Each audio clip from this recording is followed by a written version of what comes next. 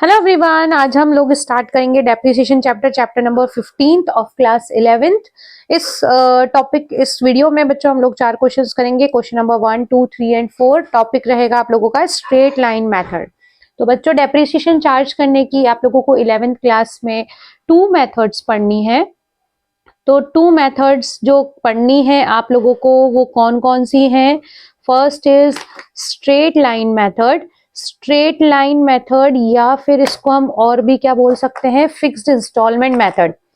Straight line method, और अगर इसका दूसरा नाम देखें तो उसको बोलेंगे फिक्स्ड इंस्टॉलमेंट मेथड।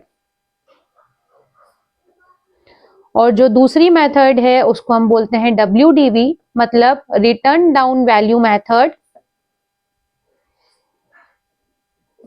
और इसका दूसरा नाम होता है diminishing balance method. Diminishing balance method. तो ये 2 मेथड बच्चों आप लोगों के कोर्स में है जो आपने को इस चैप्टर में कवर करनी है। तो फर्स्ट आपका जो टॉपिक है वो है straight line method. Straight line method इसमें हम लोग पढ़ने वाले हैं। स्ट्रेट लाइन मेथड क्या होती है, डेप्रिसिएशन क्या होता है, सबसे पहले ये समझो। तो depreciation is a charge on asset, है ना। जो आपने कोई भी सामान आप खरीदते हो, ठीक है, तो उस सामान को खरीदने के बाद उसको उपयोग करते हो, तो जैसे जैसे हम उसको यूज करते हैं तो उसकी वैल्यू धीरे धीरे घटती है। जैसे कि आपने मोबाइल खरीदा, उसको चलाओगे, उसकी कीमत घटेगी।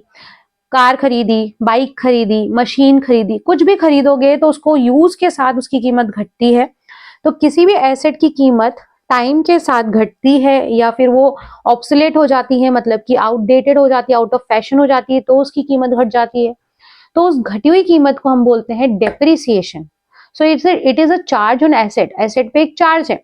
अब देखो, आज मैंने अगर मान लो 50,000 का मोबाइल खरीदा, तो 5 साल बाद भी क्या वो 50,000 का ही रहेगा? नहीं, उसकी कीमत घट जाएगी। तो जब भी हम फाइनल अकाउंट्स बनाते हैं, मतलब जब हम फाइनेंशियल स्टेटमेंट्स बनाते हैं, भाई हम अकाउंटिंग क्यों कर रहे हैं? क्योंकि हमें फाइनेंशियल स्टेटमेंट पता चले कंपनी का या बिजनेस का जो आप कर रहे हो, कि भाई हमें एक्चुअल में प्रॉफिट हो रहा है या लॉस हो रहा है, ये सब एक्चुअल कंडीशन हमें पता चले हमारे बिजनेस की। उसके लिए हम बनाते हैं फाइनल अकाउंट। तो फाइनल अकाउंट जब आप बनाते हो तो उसके अंदर डेप्रिसिएशन जो है, एक तरह का चार्ज आपको लगाना पड़ता है एसेट पे, जिससे कि एसेट की वैल्यू आप हर साल घटाओगे। ऐसा क्यों करते हैं? क्योंकि आपके बुक्स में भी दिखना चाहिए कि जो एसेट है वो उतने की नहीं है। अगर आपने 5 लाख की मशीन खरीदी है तो 5 लाख की नहीं है, उसकी कीमत घट रही है, दिन ब दिन उसकी कीमत घट रही है बिकॉज ऑफ डेप्रिसिएशन। तो डेप्रिसिएशन चार्ज करने की 2 मेथड है। First one is straight line method या फिर फिक्स्ड इंस्टॉलमेंट मेथड बोलते हैं इसको, और दूसरी होती है रिटर्न डाउन वैल्यू मेथड या फिर डिमिनिशिंग बैलेंस मेथड। जो फिक्स्ड इंस्टॉलमेंट मेथड होती है, इसमें डेप्रिसिएशन हर साल ओरिजिनल कॉस्ट यानी कि जितने में आपने सामान खरीदा था उसी पे लगाया जाता है, ठीक है, उसी वैल्यू पे डेप्रिसिएशन चार्ज किया जाता है। और रिटर्न डाउन वैल्यू मेथड में हर साल डेप्रिसिएशन कम होता जाता है। जितनी वैल्यू बचती है एसेट की हर साल, उस वैल्यू पे डेप्रिसिएशन चार्ज किया जाता है। और भी डिटेल में जब हम क्वेश्चंस करेंगे तब आपको क्लियर होगा। सबसे पहले हम लोग क्वेश्चन करने के पहले डेप्रिसिएशन का फॉर्मूला देख लेते हैं। तो एनुअल डेप्रिसिएशन, एनुअल मतलब कि सालाना, 1 साल का डेप्रिसिएशन कितना रहेगा उसका कैलकुलेशन कैसे करते हैं? कॉस्ट ऑफ एन एसेट, जो एसेट है उसकी कॉस्ट प्लस उसमें जो आपने खर्चा किया है, कार्टेज है ना, गाड़ी भाड़ा वगैरह, उसका इंस्टॉलेशन चार्जेस है, जो भी खर्चे किए हैं उन खर्चों को जोड़ के उसकी कीमत मानी जाएगी। तो कॉस्ट कितनी होती है? जैसे कि मान लो मैंने कोई एक मशीन खरीदी, उसको इंस्टॉल कराने का भी खर्चा आया, तो मशीन मेरी मतलब 50,000 की थी, मान लो खर्चा हो गया उस पर 5,000, तो मशीन मुझे पड़ेगी कितने की? 55,000 की, 55,000 की। तो कॉस्ट में एक्सपेंस जोड़ देते हैं। और स्क्रैप वैल्यू, स्क्रैप वैल्यू मतलब ऐसी कीमत जो कि कुछ सालों बाद आपको मिलेगी उस एसेट को बेचने में। जब उस एसेट की पूरी वैल्यू लाइफ टाइम खत्म हो गया तो बची जो एसेट है उसको आप बेचोगे, तो उसमें जो कीमत मिलेगी उसको बोलते हैं स्क्रैप वैल्यू या फिर रेसिडुअल वैल्यू। जो बची हुई चीज है उसकी वैल्यू, रेसिड्यू जो है उसकी वैल्यू जो होती है उसको रेसिडुअल वैल्यू बोलते हैं या फिर स्क्रैप वैल्यू। उसमें से इसको माइनस करना है और डिवाइड करना है एस्टिमेटेड लाइफ। हम मान के चल रहे हैं कि हमारी एसेट जो है, जो मशीन है 10 साल चल जाएगी, तो एस्टिमेटेड लाइफ कितनी है? 10 साल। तो उससे हमें डिवाइड करना है। ओके, तो एक तो फॉर्मूला ये हो गया। और दूसरा फॉर्मूला क्या है?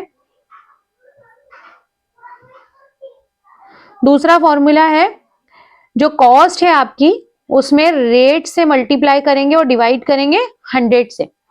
मतलब जब भी आपको क्वेश्चन में अगर रेट दिया हो, मतलब परसेंटेज दिया हो, तो ये फॉर्मूला अप्लाई करेंगे, और जब भी आपको स्क्रैप वैल्यू और एस्टिमेटेड लाइफ दी हो तो ये वाला फॉर्मूला अप्लाई करेंगे। तो ये दो फॉर्मूला है हमारे किसको निकालने के लिए, डेप्रीसिएशन, एनुअल डेप्रीसिएशन निकालने के लिए। ठीक है, आई होप टॉपिक क्लियर हुआ है। अब हम क्वेश्चन स्टार्ट करेंगे। क्वेश्चन नंबर फर्स्ट से हम लोग स्टार्ट कर रहे हैं। आपकी बुक में जो क्वेश्चंस हैं पेज नंबर 15.48 पे दिए हुए चारों क्वेश्चन, ठीक है, जो इस वीडियो में हम लोग करने वाले हैं। So question number first read करूंगी बच्चों, बुक्स निकाल लीजिए। टीएस गरेवाल लेटेस्ट एडिशन 2025, उसके क्वेश्चंस हम लोग कर रहे हैं। फर्स्ट क्वेश्चन कर रहे हैं तुषार परचेस्ड, है ना। तो फर्स्ट क्वेश्चन में तुषार ने एक मशीन खरीदी है 90,000 की और उस पर खर्चा किया इंस्टॉलेशन चार्जेस वगैरह 10,000। रेसिडुअल वैल्यू है 20,000 और 10 साल इसका एस्टिमेटेड लाइफ है। तो इसमें एनुअल डेप्रीसिएशन निकालेंगे हम लोग सबसे पहले। एनुअल डेप्रीसिएशन फॉर्मूला मैं पहले लिख चुकी हूं, आप लोग लिख लीजिए, बार बार नहीं लिखूंगी। ठीक है, एनुअल डेप्रीसिएशन का फॉर्मूला क्या है, जो एसेट की कॉस्ट है 90,000, इसमें जो खर्चे हैं उसको जोड़ लो, खर्चे हो गए हैं 10,000, और स्क्रैप वैल्यू को माइनस कर दो। स्क्रैप वैल्यू कितनी है 20,000, डिवाइडेड बाय जो लाइफ है वो है 10। ठीक है, तो ये हो गया हमारा 1 लाख माइनस 20,000 डिवाइडेड बाय 10, मतलब 80,000 डिवाइडेड बाय 10, इट मीन्स 8,000। 8,000 क्या आ गया, एनुअल डेप्रीसिएशन, मतलब पूरे साल का डेप्रीसिएशन। अब इस क्वेश्चन में इन्होंने बोला है कि जो ईयर एंड हो रहा है 31 मार्च को हो रहा है, हमें डेप्रीसिएशन अलग अलग कंडीशन में निकालना है कि जब एसेट हमने अलग अलग तारीख पे खरीदी हो। तो फर्स्ट कंडीशन में इन्होंने बोला है कि एसेट को अगर हमने 1 अप्रैल को खरीदा है, 1 अप्रैल को खरीदा है, तो 1 अप्रैल से हमने मार्च तक पूरे साल उस एसेट को उपयोग करेंगे हम लोग। अप्रैल, मई, जून, जुलाई, अगस्त, सितंबर, अक्टूबर, नवंबर, दिसंबर, जनवरी, फरवरी, मार्च, मतलब पूरे 12 महीने उपयोग करने वाले हैं। 12 महीने मतलब एनुअल। तो इस कंडीशन में एनुअल डेप्रीसिएशन, जो डेप्रीसिएशन रहेगा वो पूरा आपका एनुअल डेप्रीसिएशन मतलब 8,000 रहेगा। दूसरी कंडीशन में इन्होंने बोला है कि एसेट अगर हमने सॉरी 1 जुलाई को खरीदी है, अगर हमने 1 जुलाई को एसेट खरीदी है तो डेप्रीसिएशन कितना लगेगा। तो देखो, एसेट अगर हमने पूरे साल का डेप्रीसिएशन कितना है 8,000, जुलाई में खरीदी है, तो जुलाई, अगस्त, सितंबर, अक्टूबर, नवंबर, दिसंबर, जनवरी, फरवरी, मार्च, मतलब 9 महीने हम उस मशीन को यूज करने वाले हैं। तो 9 महीने उपयोग करेंगे, तो 9 महीने की जो वैल्यू घटेगी वो कितनी होगी, पूरे साल इंटू 9 डिवाइडेड बाय 12। जितने भी महीने का आपको निकालना है उससे डिवाइड करना है, मल्टीप्लाई करना है और डिवाइड करना है 12 से। ठीक है, इसको जब आप सॉल्व करेंगे तो आंसर आएगा आपका 6,000। ठीक है, इसको कट करके जब हम सॉल्व करेंगे 3 की टेबल से इसको हम काट देते हैं। 2,000 मल्टीप्लाइड बाय 3 इज 6,000। सिमिलरली हम थर्ड केस में निकालेंगे। थर्ड केस में इन्होंने बोला है कि 1 अक्टूबर को मशीन खरीदी है, तो 1 अक्टूबर से लेकर के कितने महीने हो जाते हैं, दिसंबर, मार्च तक 6 महीने, अक्टूबर, नवंबर, दिसंबर, जनवरी, फरवरी, मार्च, तो 6 महीने का डेप्रीसिएशन चार्ज होगा इंटू 6 डिवाइडेड बाय 12, तो 4,000 रुपए डेप्रीसिएशन चार्ज होगा सेकेंड कंडीशन, थर्ड कंडीशन। ठीक है, now last condition that is fourth one. तो फोर्थ कंडीशन में इन्होंने बोला है कि 1 जुलाई को मशीन 1 जनवरी को, सॉरी जनवरी, 1 जनवरी 2025 में अगर मशीन खरीदी है, तो जनवरी, फरवरी, मार्च, 3 महीने मशीन उपयोग होगी, तो 3 महीने का डेप्रीसिएशन लगेगा 8,000, पूरे साल का डेप्रीसिएशन है, इंटू 3 डिवाइडेड बाय 12, मतलब 2,000 रुपए डेप्रीसिएशन चार्ज होगा। ठीक है, तो डेट का विशेष तौर पे ध्यान रखना है कि किस तारीख को मशीन आपने खरीदी है। जिस तारीख को खरीदी है उस तारीख से लेकर के साल के अंत तक जितने महीने होते हैं उतने महीने का डेप्रीसिएशन चार्ज होता है। Okay, now moving towards next question, question number 2। Question number 2 read कर रही हूँ बच्चों, आप लोग को भी रीड करना है। Calculate the amount of annual depreciation and rate of depreciation. इसमें आपको एनुअल डेप्रीसिएशन भी निकालना है, रेट ऑफ डेप्रीसिएशन भी निकालना है अंडर एसएलएम, मतलब स्ट्रेट लाइन मेथड। एक सेकेंड हैंड मशीन खरीदी है 96,000 की, उस पर खर्चा कर दिया है 24,000 का, और एस्टिमेटेड लाइफ है 4 साल, और रेसिडुअल वैल्यू है 72,000। ठीक है, एनुअल डेप्रीसिएशन का फॉर्मूला लगाएंगे। एनुअल डेप्रिसिएशन का फॉर्मूला क्या है? Cost plus expenses minus residual value, या फिर हम लिख सकते हैं scrap value divided by estimated life. ठीक है, अब एसेट की कीमत कितनी है? 96,000 और प्लस 24,000 का उस पर खर्चा हो गया है, माइनस स्क्रैप वैल्यू है 72,000 डिवाइडेड बाय 4 ईयर। ठीक है, कैलकुलेटर यूज कर रही हूं मैं यहाँ पे। 96,000 प्लस 24,000 तो वैल्यू हो गई 1,20,000 की एसेट हो गई हमारी। इसमें से माइनस करेंगे 72,000 डिवाइडेड बाय 4।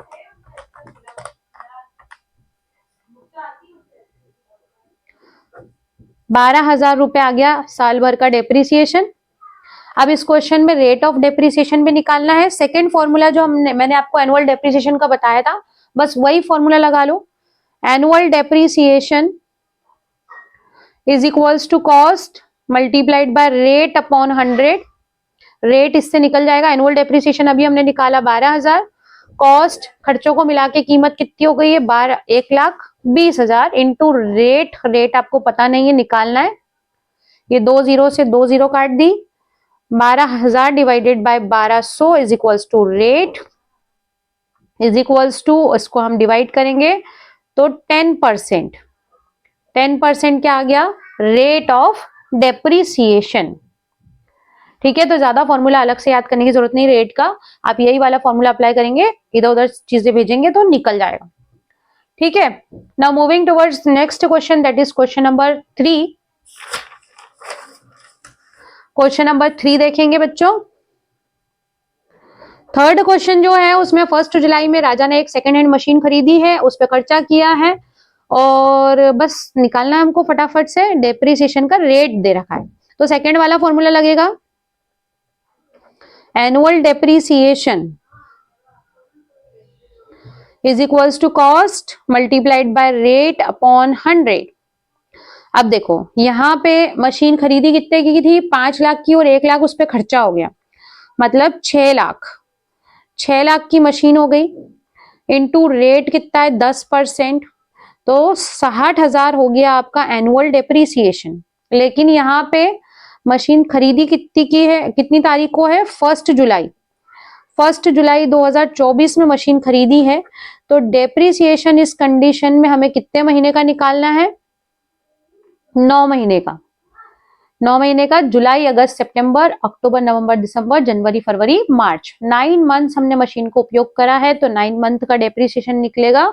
9 मंथ का हम डेप्रिसिएशन लगाएंगे तो कितना निकलेगा? इधर कुछ गलत कट किया है मैंने। 60,000 into 9 divided by 12, 45,000।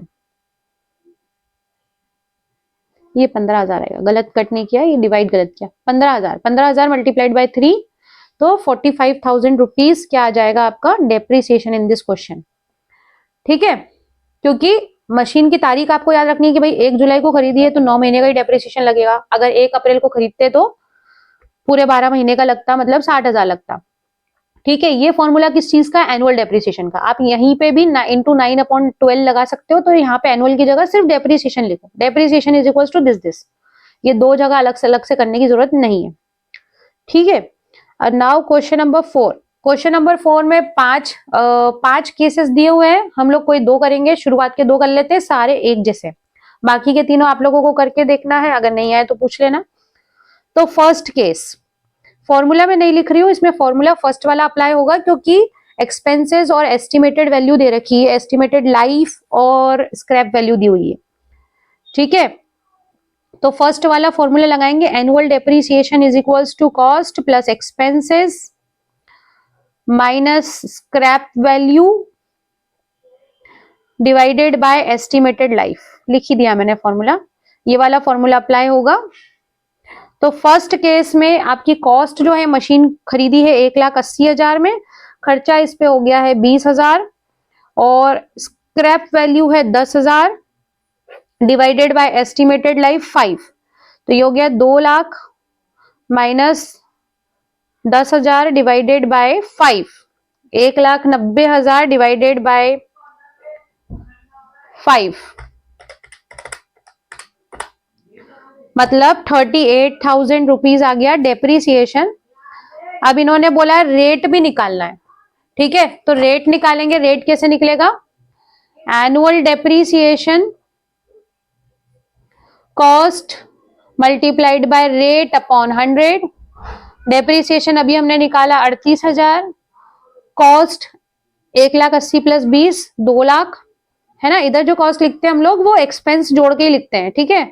Divided by into rate divided by 100, 100 से इसको कट कर देंगे। 38,000 डिवाइडेड बाय 2,000,